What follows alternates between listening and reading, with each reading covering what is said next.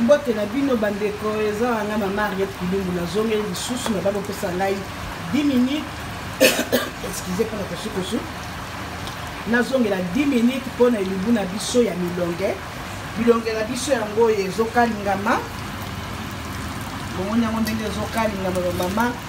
ata soki ezokalingama yango ezalaka apete donc yango wana esebeli tokobimisa yango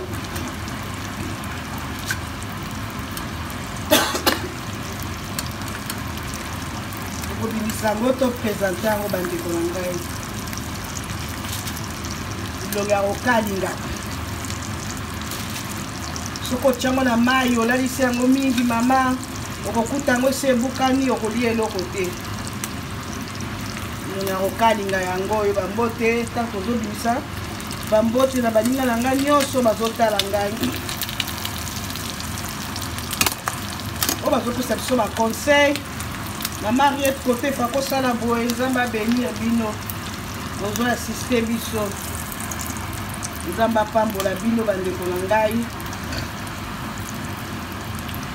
milonge kokamwa te bamisu balongolaka mitu mpona kokalinga oyo bapena soko tiango na ndunda soko bukana nango mpenza na ndunda fo kotiaka mbiso ya misuni mpenza wana neti bazombo bamongusu oyo mpenza na ndunda te okaka kokalinga to olingi obeti yango kaka pepe supu moko boye obeti yango mwa pepe supu baninga na biso milonge na ngai yango wana ya kokalinga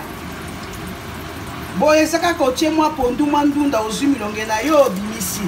ata mibale olie bomoni na garde forme nango epasuki te eza bien oyo mpenza na ndunda zero po ata misuni komona na ndunda te oyo kaka kokalinga yango boye kotia yango bomonaki nde na bandaki na ebandeli natiaki yango lokola 20 minutes na mai ya mungwa mpo mungwa na ekota na mbisi mpo mbisi oyo ebukanaka ntango mungu ekoti nde natiaki mafuta na ngai na matungulu na bandaki na matungulu mpo epesa solo nsima nazwi nakalingi milongo na ngai na basi boyebi mbisi oyo na Kinshasa ezali na Lubumbashi Bukavu partout boyebi mbisi oyo yango oyo mbote na bandeko na ngai nyonso nasengi na bino kaka bomi abone na Ariette Kilumbu Shembo TV bokomona barecette excusez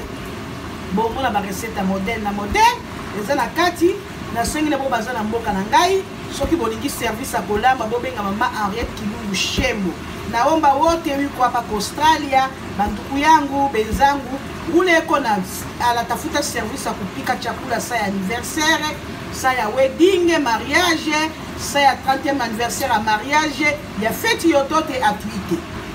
service mama Ariette Kilumbu Shembo oyo nyonso akozala na besoin ya feti balambela ye service mama Ariette Kilumbu Shembo ezali akoya kolambela bino bobengi na 470 427 197 bokozwa ngai bopesi meni na bino tokosalela bino mosala moko kitoko tokolambela bino biloko kitoko soki mpo olingi milongo kokalinga mpona